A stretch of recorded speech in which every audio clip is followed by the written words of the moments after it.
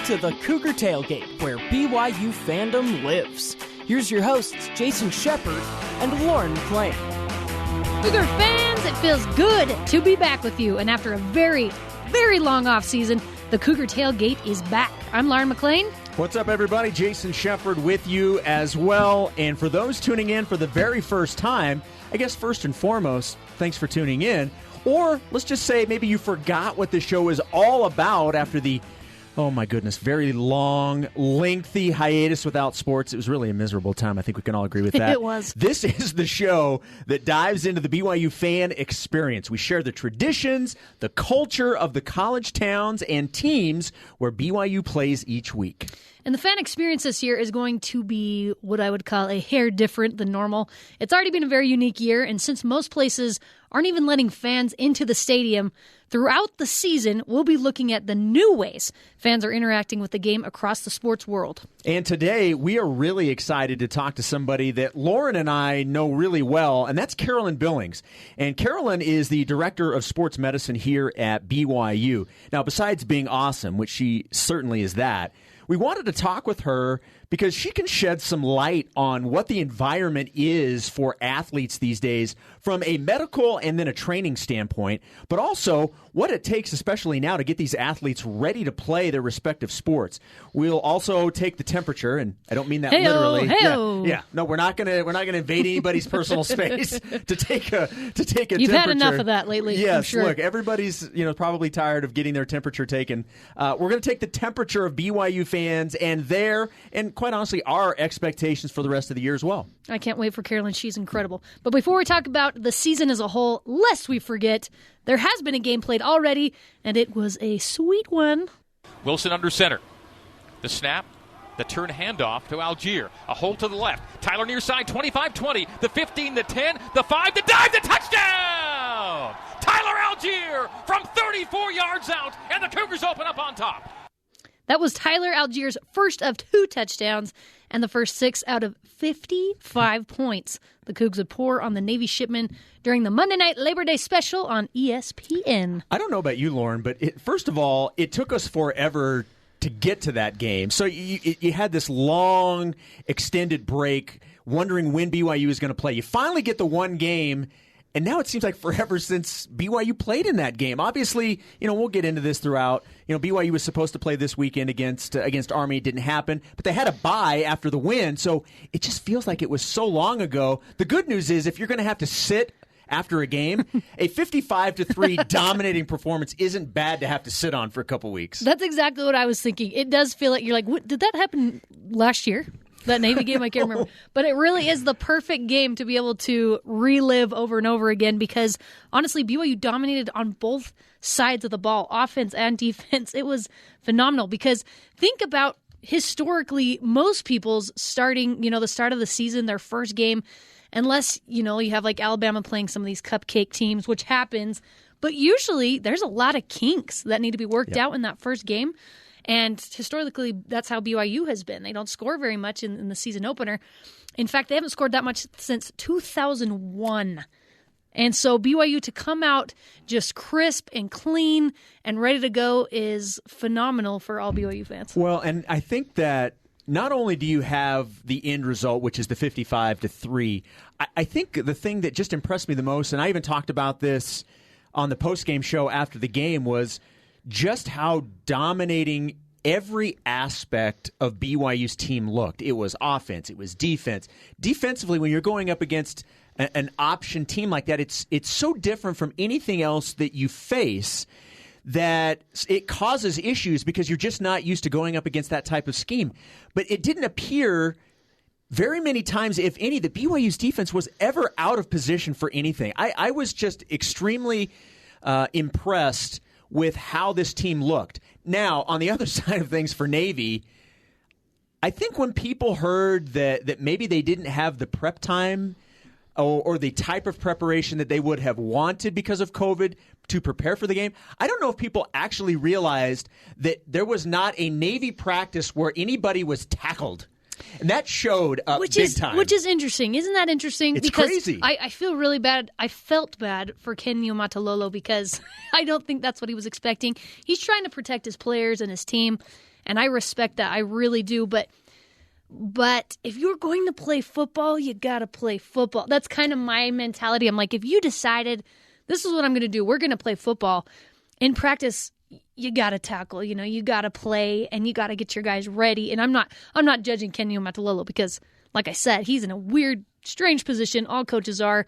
He did his best, but I don't think that's a great excuse. I don't think that's something that BYU fans should feel bad about, like that they should be like, oh, well, they didn't even tackle in practice. I still think Navy is a phenomenal team, very well coached, and BYU just trampled over them, and it was really fun to watch. Well, the issues that maybe Navy was dealing with doesn't necessarily lend itself still to 55-3, even if they had done that. BYU was clearly the better team. And the fun thing about it was that was Labor Day evening. So everybody had an opportunity to see that, which is cool. And that's one of the things BYU obviously wants to do. It's all about getting out there and allowing people to see you. So the exposure that you get from a game like that, and let's be honest, with BYU, at the time, and now as the weeks go on, you're going to start to have some of these other conferences come back, and the Pac-12 probably comes back. So the novelty of BYU being the only team out west to play is going to wear off. Right. But it was cool because after that game, everybody that wanted to talk college football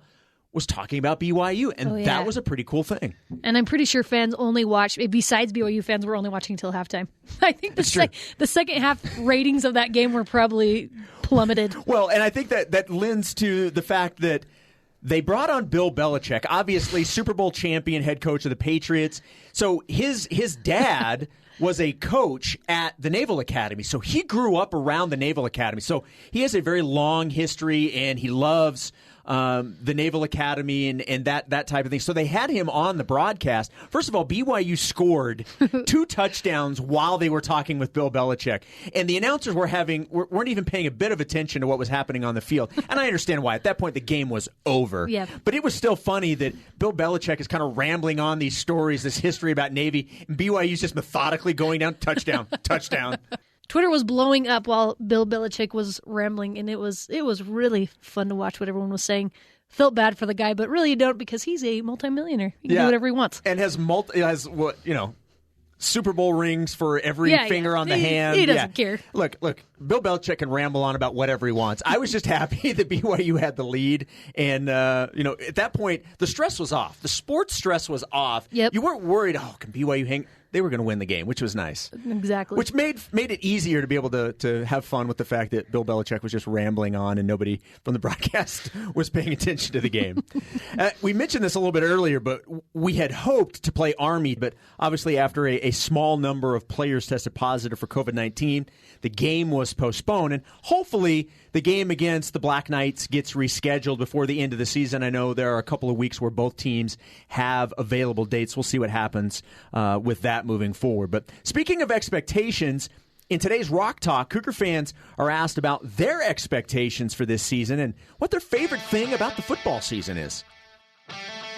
This is Rock Talk on Cougar Tailgate. Well, I'm kind of holding on to the hope that it actually happens still. But I don't know. Because of the last game, I have pretty high expectations, high hopes that they'll do well. It's obviously a very different season this year. We only have a few games, but I hope people can have fun and be able to watch football. Fingers crossed that they'll hopefully be able to still play and that they'll be able to, figure it out a little more and just be able to keep it all safe. We're going to kill it. Yeah, we're just going to kick everybody's butt, in my opinion. We saw the Navy game. It's a little bit of a different sounding Rock Talk today as I speak to the students on BYU's campus through masks. They're still excited for football to be back.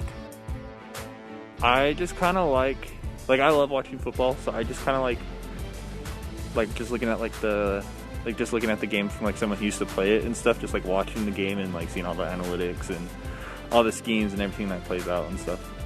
I like just watching games with my family, being able to connect with people. The cool weather, and I don't know, I just love the sport of football, so I've always been into it. And I don't know, the football season just always something special for me. And then I started noticing a theme when I asked what people's favorite thing about football season was. How everyone is united for they have a common goal and everyone just gets so excited. Probably unity, actually. Like, I mean, so my room and the room next to us, we actually brought couches in and we all, like, watched the game together. And so, I mean, like, when we can't be at the game in the student section, like, that was the next best thing, you know? It's just fun. It's just a good get-together. The community of, like, cheering on the same team and the excitement of that. You got to love the student section and feel a little bit bad for them this season because they're not going to be able to watch a lot of games, and so they have to find other ways to entertain themselves, but they'll figure it out. And speaking of those games, let's look ahead to the rest of the schedule. BYU's next game is September 26th versus Troy. Shep. Yeah, the home opener, September 26th, and that is... Obviously, it's always a big deal when you have the home opener, the first game at Lavelle Edwards Stadium, but it will certainly be different.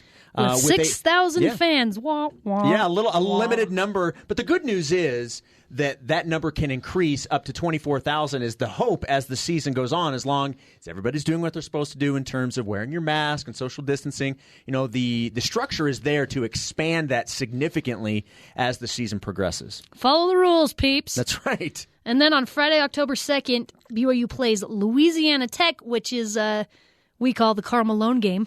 Yeah, on conference weekend in the Karl Malone game. It's what was originally on the schedule, the game against Utah State. So that would have had the Utah State Aggies. That's usually when that game is played, the Friday night before General Conference. So, yeah, you get to Louisiana Tech, which was just recently announced. So I'm kind of hoping we can get Karl Malone on one of the shows here at BYUtv or BYU Radio. Be able to talk about the matchup. Tease. That'd be awesome if we could get the mailman, right? There's something, you say it's conference weekend. We usually play Utah State, but there is something spiritually about it being the Karl Malone game. Almost it's almost a spiritual weekend all the way around. It is a spiritual weekend. All right, then we have October 10th versus UT San Antonio. Roadrunners. The Roadrunners. Meep, indeed. Another one of the home games. And this is obviously the next couple of opponents you're going to have are basically they're probably not going to get a ton of people excited because we're talking about teams from the Sun Belt or Conference USA that a lot of people probably aren't going to get extremely excited about. The good news is they're on the schedule and BYU can play a football game. That's the bottom line in my opinion. Exactly. Not going to get super excited, but I am excited about October 16th when BYU goes to Houston and plays the Cougars. It was originally supposed to be in Provo, but now they're playing in Houston. And this is probably the game I'm most excited about on the schedule right now because BYU has had some really tight, good games with Houston over the last, 5 or 6 years. High-scoring games. Very high-scoring and, very fun offensively to watch. So I'm hoping that happens again this year. I agree with you. I think it's the one that has the most ifs about it. This is probably the best team on the schedule moving forward, and the fact that it is in Houston, it's the one that worries me the most. Not that I don't think BYU can win. I fully expect them to win, but it's the one that gives me the most pause because it's the road game. When BYU goes into Houston will have played 5 games, and BYU will only have played 3 at that point. So I'm curious how that's also going to affect it. Houston played a great game against Oklahoma, by the way, so they're a good team. Houston is expected to be a really good team. They didn't have a great season last year, but most prognosticators have them taking a pretty big leap. And again, it's at Houston. October 24th is versus Texas State Bobcats. And then on Halloween, a very scary matchup against Western Kentucky. The Hilltoppers, you may remember the mascot battle during the basketball season. Cosmo and then Big Red. During the drought, if you will. Yeah, the drought, yeah. The mascot battle, it came down to the best mascot in the country. Both were write-in votes. Western Kentucky's Big Red and then Cosmo the Cougar came all the way down. These two were the final 2. Cosmo wins. So I'm kind of excited not only for the game, but for maybe what could happen, like maybe during halftime between the mascots. Yeah, because Western Kentucky, they have a chip on their shoulder now. They do. Really thought BYU cheated. They thought they should have won. This was a serious it on the calendar. Thing. Yeah. We're taking them down. And then November 21st, this is the only game currently scheduled in November. It's the North Alabama Lions, and that's a game. Obviously, if you just say, "Hey, Alabama, great," then you have North before it. It kind of takes a little bit of the luster away. So that's what the schedule looks like. Yeah, and it'll be fun. It'll be fun no matter what because we're playing college football, guys. Amen. All right, coming up, we'll take a look at the way this unique season has affected the health of the players with BYU Director of Sports Medicine, Carolyn Billings. Stay right here. This is Cougar Tailgate.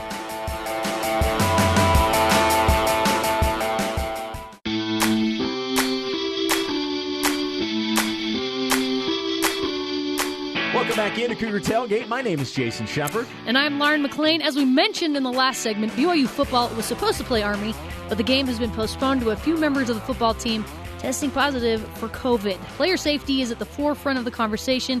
And today we have Carolyn Billings, Director of Sports Medicine at BYU, to fill us in on some of the precautions they are taking and that are taking place this year. Carolyn, what is up? Hello, how are you guys? So good. We're great. We love you, and we're really excited that you're our guest today.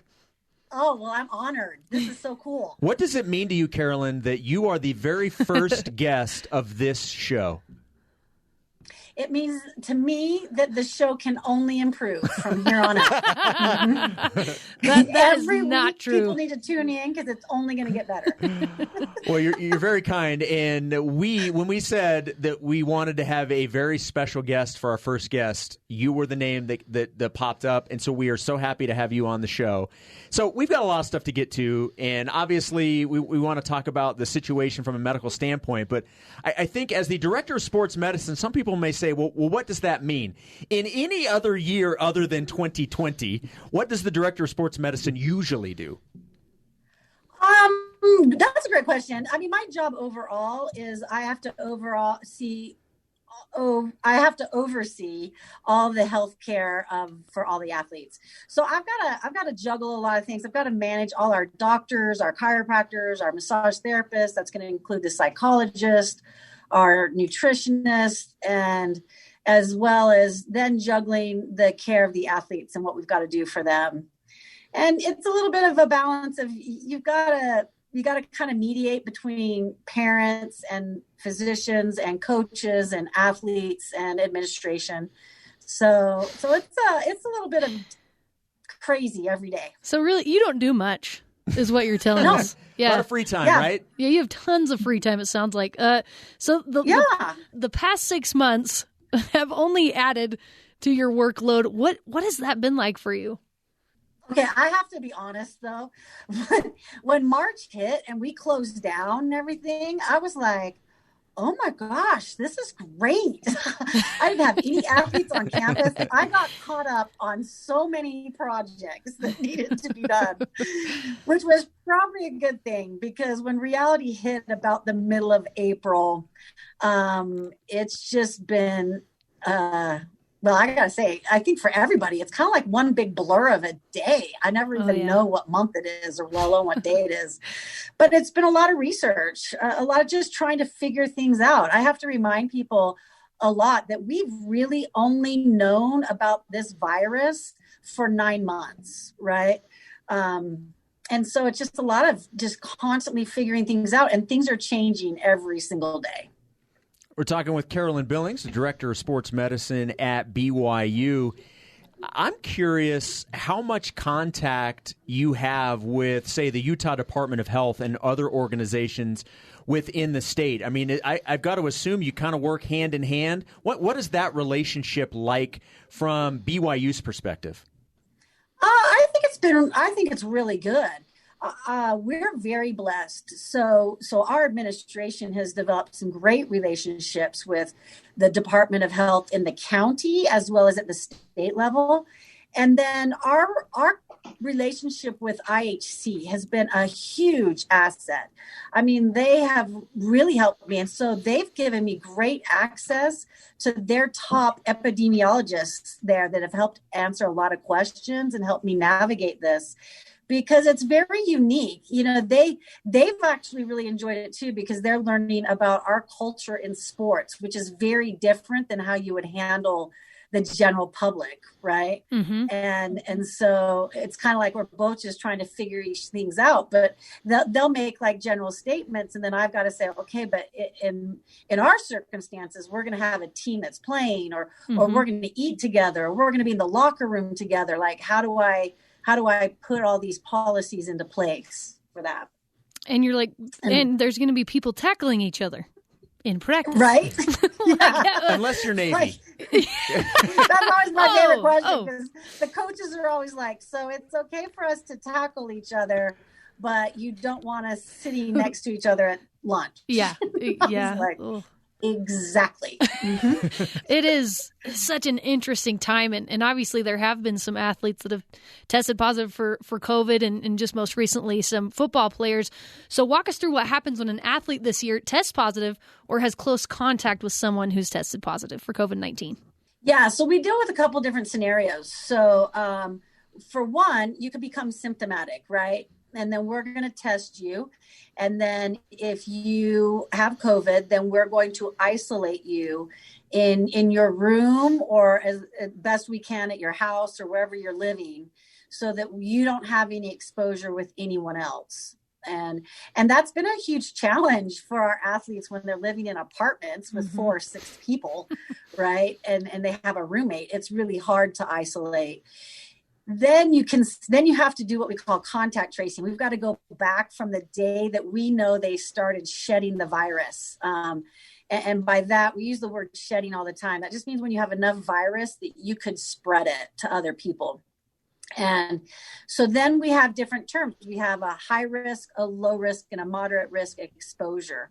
And we tend to be most concerned about high risk exposures. And we define that according to the CDC as being within 6 feet of another person and not being masked for more than 15 minutes. Wow. And so then we have to quarantine those people for 14 days. And so quarantine, we have to explain to the athletes, quarantine, you just have to stay in your apartment. We just don't want you to go outside and spread it to the public, right?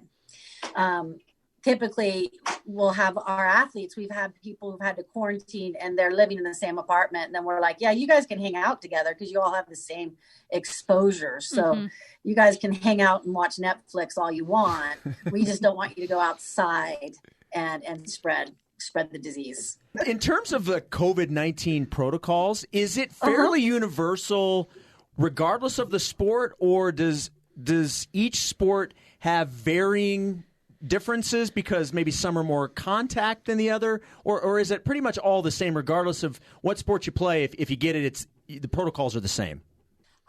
That's a good question. And it's kind of, there's going to be 2 parts to that. There's going to be a certain amount that are going to be the same. And then I think there's going to be a certain amount that are going to be different. How we're going to handle an athlete with COVID or a high risk exposure will be very similar from sport to sport. But some of the protocols when we're looking at testing and we're looking at how we're handling things and the involvement with them playing in competition, I think are going to vary quite a bit. Right now, I've really just been focusing on football because that's really the only sport we have going. I'll start working on basketball soon. But football, it's been really interesting because we kind of, I don't know if I consider it an advantage or not. You can kind of look at it that we have an advantage because we're independent. So we can set our own protocols, right? Because we don't have a conference dictating it to us, where all the other teams, the conference will set the protocol. But then we've had to kind of do a lot of adjusting because I want to make sure the teams we're playing are very comfortable with what we're doing. So I'll adapt our protocol to compromise and meet whatever their conference protocol is. So even within the sport of football, I feel like I've got a different protocol when we're playing Navy versus when we're going to play Troy versus when we're going to play a team out of a different conference, whether it's Conference USA or Sun Belt or whatever, is we're kind of varying it a little bit. So you've got to know your stuff. I mean, if, like you said, being independent can be an advantage in that way because you make your own protocols, but also it would kind of be nice if they're just like, here's the protocol, and you just follow it. Right. So 100%. Yeah. But I haven't been doing much, so I thought, I'm just going to read about COVID and write protocols all day. We joke in my staff meeting because it probably was like, a month into this, and I finally had to point out to my staff, I'm like, guys, I'm not coming off of Mount Sinai with these written in stone like the Ten Commandments.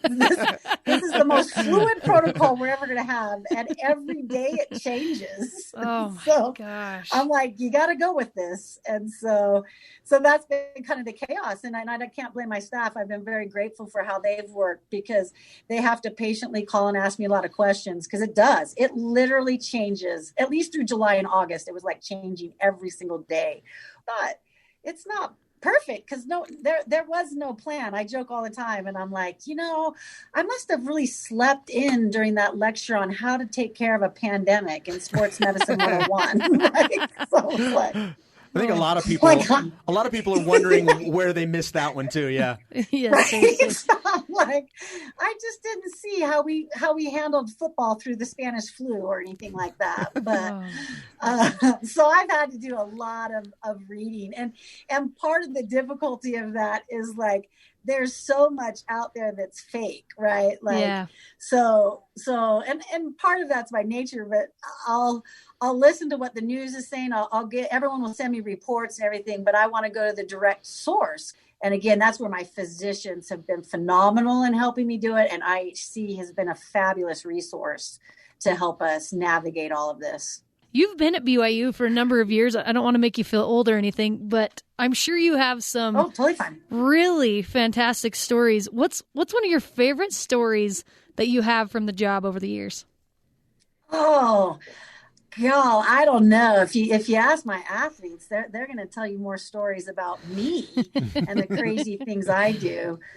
Certainly known as practical joking with all the athletes when we're on the road and in the hotels and that. So I always tease the athletes. I'm always like, don't start what I'll finish, because I'll win this. So and I don't mess with the athletic trainer. I have had the opportunity to see Carolyn in action on the road with BYU women's soccer. First and foremost, everybody loves Carolyn, okay? It's true.